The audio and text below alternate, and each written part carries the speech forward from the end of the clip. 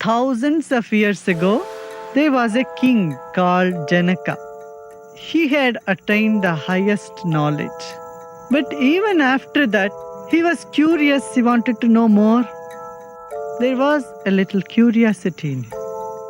But he was fully engaged in all the regular activity of the kingdom. So one day he was sitting in the kingdom, in the court, in the evening, and then there were people were talking about something, some problem here. Reports were being read, The reports are read from different places. When he was listening to it, he started nodding, dozing off. So he dozed off for a few minutes. When he dozed, he dreamt. He must have even snored a little bit.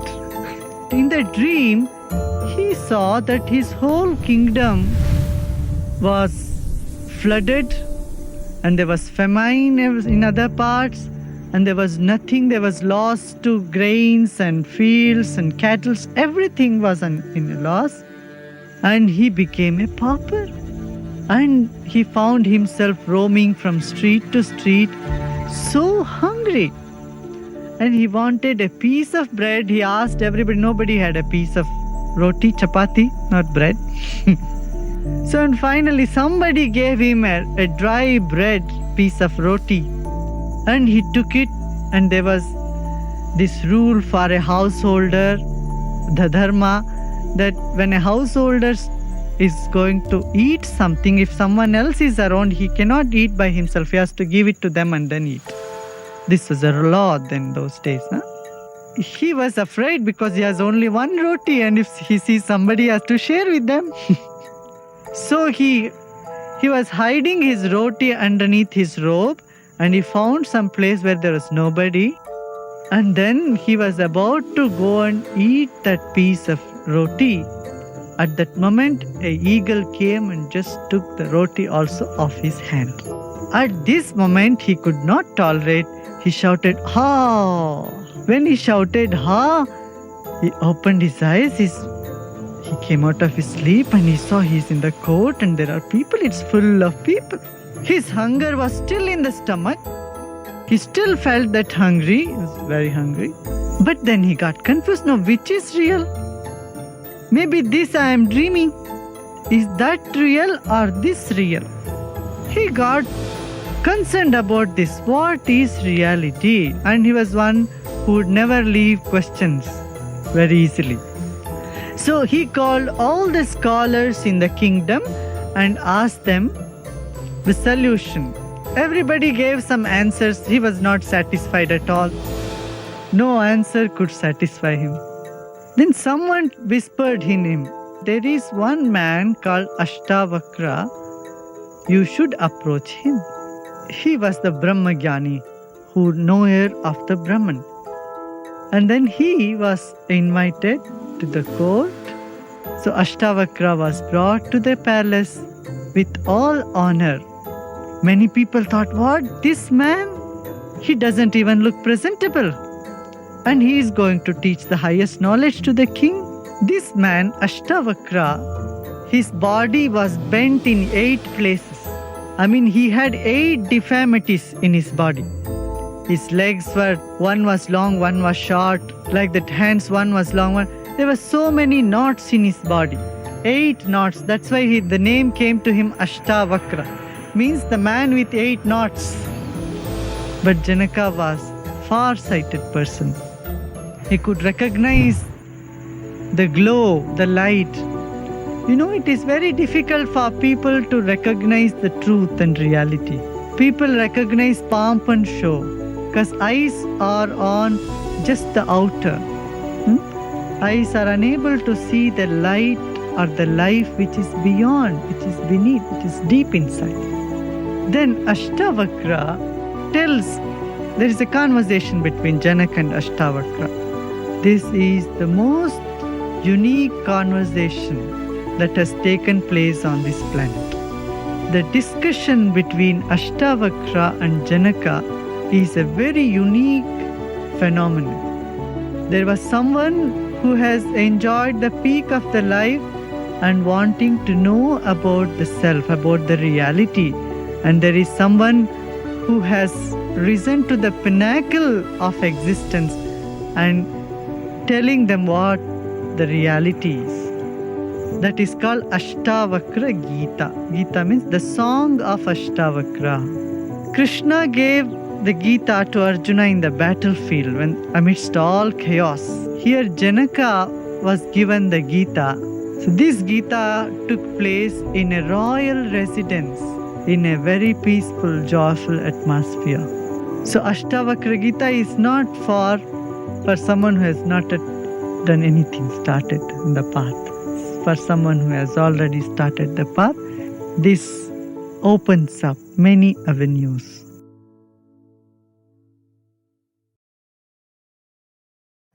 For Brahma Gyan, the biggest knowledge, the ultimate knowledge, we require certain things. What are these certain things?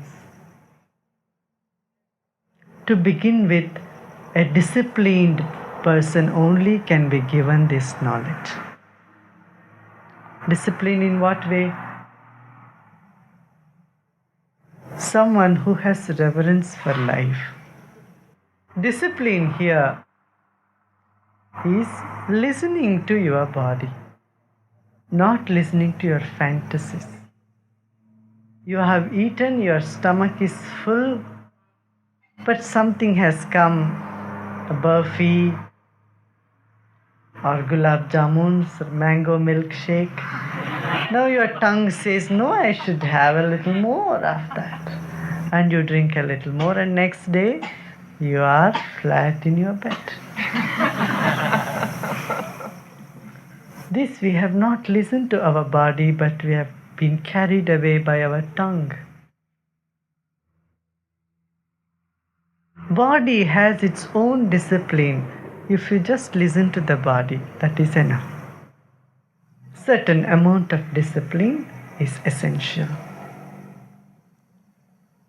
For body, number 2, in the words, in speech. Do not speak any word that would create turbulence and turmoil in other minds. From your side, even if you don't speak, some people get turbulent, that you are not responsible. One whose words are cultured, whose speech is cultured, they are eligible for Ashtavakra Gita.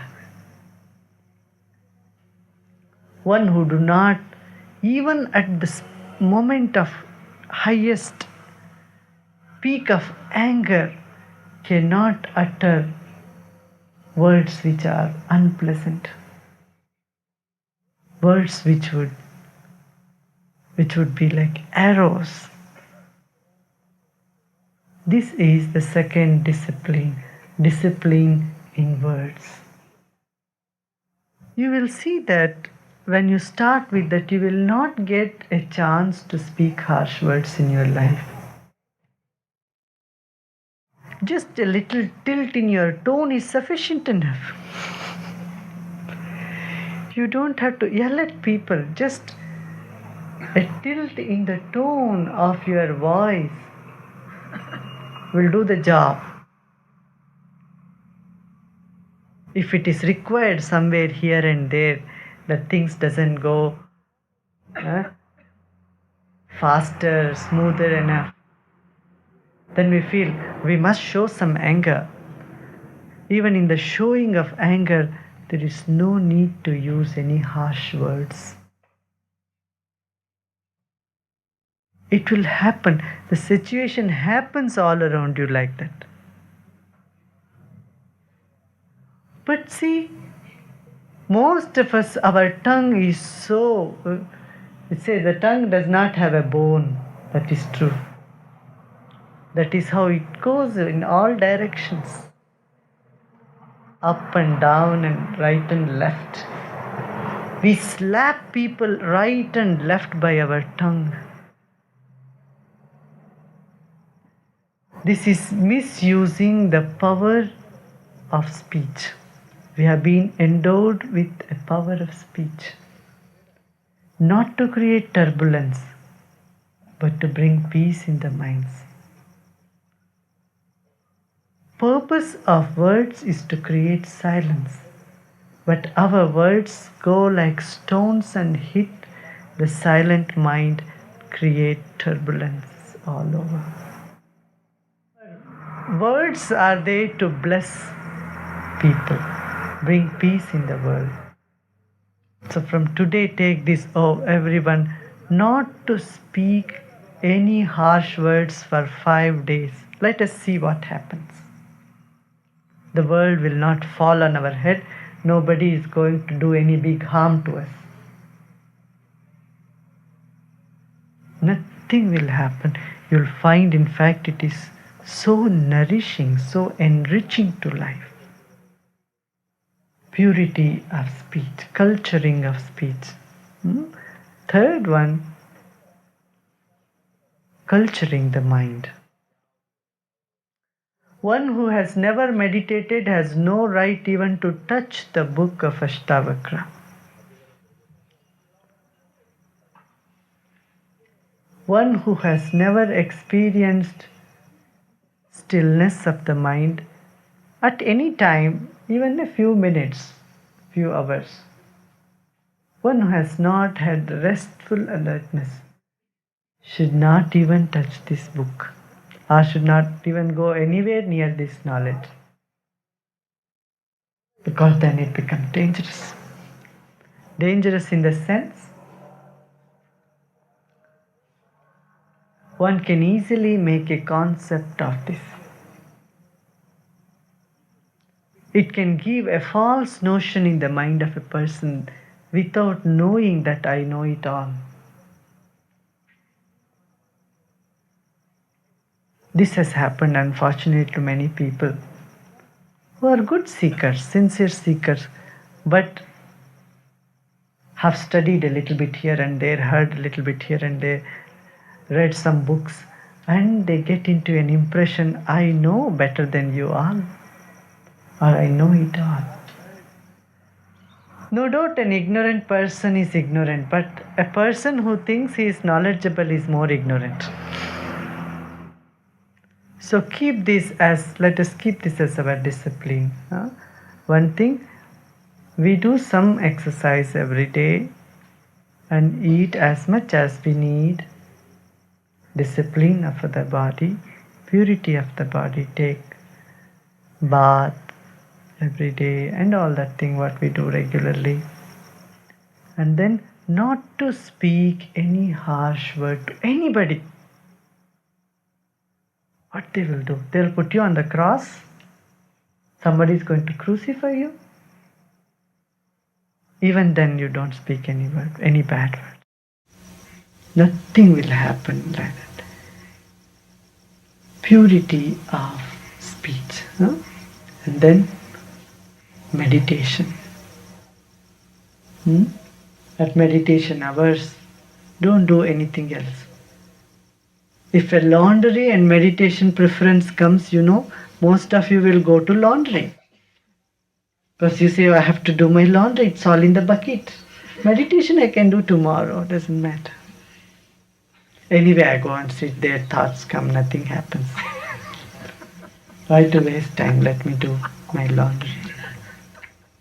Just observe, just ask yourself, if it is a choice between meditation and eating, what you would do?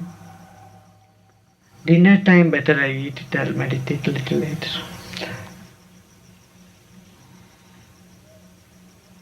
I'm not saying this is right, this is wrong, you shouldn't do that. I'm saying be aware of this. What is happening? Don't judge yourself, oh I am a bad person, I am not disciplined. Very necessary. Never say that you are a bad person. This is, you are disqualifying in your very first step. You are tearing down your own application. Your own application form, you are tearing it off. If you say you are a bad person, you are not bad.